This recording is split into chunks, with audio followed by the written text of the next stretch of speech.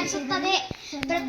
ಸರಳ ಭಾಷೆ ಬಳಸಿ ಪ್ರತಿಯೊಬ್ಬರಿಗೂ ಅರ್ಥವಾಗುವಂತೆ ಸುಲಭವಾದ ಪದಗಳು ಮತ್ತು ಸಣ್ಣ ವಾಕ್ಯಗಳನ್ನು ಬಳಸಿ ಓದುಗಳನ್ನು ಅರ್ಥ ಮಾಡಿಕೊಳ್ಳಿ.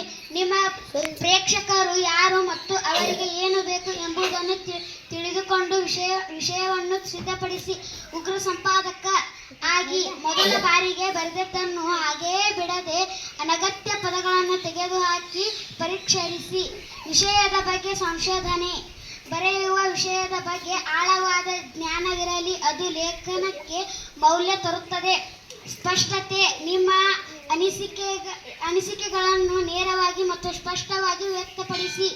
ಓದುವ ಹವ್ಯಾಸ. ಉತ್ತಮ ಲೇಖಕರ ಕೃತಿಗಳನ್ನು ಓದುವುದು ನಿಮ್ಮ ಶಬ್ದಕೋಶ ಮತ್ತು ಬರವಣಿಗೆಯ ಶೈಲಿಯನ್ನು ಹೆಚ್ಚಿಸುತ್ತದೆ. ಕೈಬರಹವನ್ನು ಸುಧಾರಿಸಲು ಸಲಹೆಗಳು. ನಿಧಾನವಾಗಿ ಶಾಂತವಾಗಿ ಬರೆಯಿರಿ. ಪೆನ್ ಅನ್ನು ಹಗುರವಾಗಿ ಹಿಡಿದುಕೊಳ್ಳಿ. ಸಾಲಿನ ಕಾಗದವನ್ನು ಬಳಸಿ ಅಭ್ಯಾಸ ಮಾಡಿ. ಸಾಲಿನ ಕಾಗದ ಅಂದ್ರೆ ರೂಲ್ಡ್ ಪೇಪರ್ ಅಂತಾರಲ್ಲ ಅದು.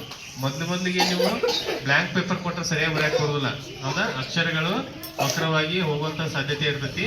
ಹಾಗಾಗಿ ನಿಮ್ಗೆ ಏನ್ ಮಾಡ್ತೈತಿ, ರೂಲ್ಡ್ ಪೇಪರ್ದಾಗ ಬರ್ಸತಿ. ಈಗೆಲ್ಲ ಬರ್ತಾ ಏನಾಗುತ್ತೆ, ನೀವು ಕೂಡ ಈಗ ನೋಡ್ರಿ, ನಿಮ್ಗೆ ಕಪ್ಪು ಹೊಲಿಗೆ ಮೇಲೆ ಬರಿ ಅಂದ್ರೆ ಸೀದಾ ಬರೆಯಕ್ ಆಗುದಿಲ್ಲ, ಸೊಟ್ಟಪಟ್ಟ ಹೋಗ್ತಾವ ಲೈನ್.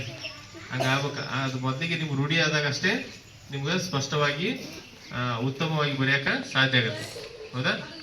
ಇವೇ ಇವತ್ತಿನ ಸಚೇತನ ಚಟುವಟಿಕೆಯ ವಿಶೇಷ. ಎಲ್ಲರಿಗೂ ಧನ್ಯವಾದಗಳು.